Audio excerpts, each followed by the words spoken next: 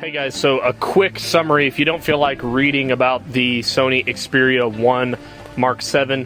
Let me give you some of the takeaways. There is some good stuff, there is some bad stuff. So what was previously reported in rumors is that all of the sensors would be getting XII sensors on the rear. That is false, and in fact it's not even as many improvements as we were expecting. There are some improvements. The main camera is basically the same, which is pretty good because it was a great sensor to start with, that XII sensor. The ultra wide is 2.1 times larger, and they almost tried to make it look like it was an XII sensor on their website, and I'm talking about the way they chose to write it up. It can like deceptively kind of seem like it might be an XII, but it's not. It is a size increase.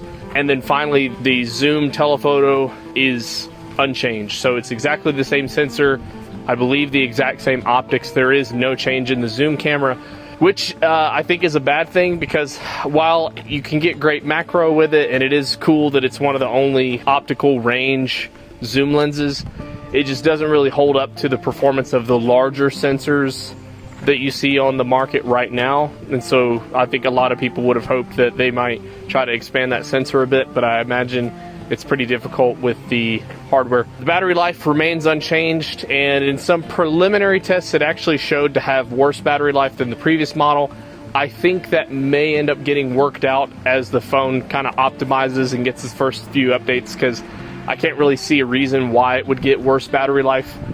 You should have a slightly more efficient chipset, same 5,000 milliamp hours, so you should see more or less the same or slightly better. You shouldn't see worse, but for right now it is slightly worse. Other than that, they really talked a lot about the motion tracking features, these predictive AI enhanced tracking models for their autofocus, and that's really it in terms of the cameras. They really didn't change much. So a lot of their updates seems to be on the software end of things with that AI tracking, and then the doubling, the 2.1 times increase in size for the ultra wide. And other than that, it is a largely unchanged device.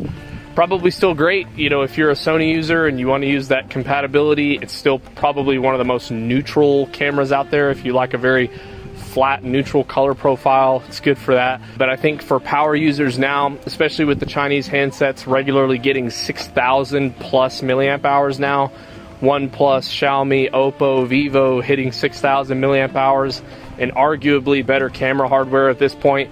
I mean, you really have to be dedicated to the Sony ecosystem at this point to want to get one of those, but it's out there. It's really expensive.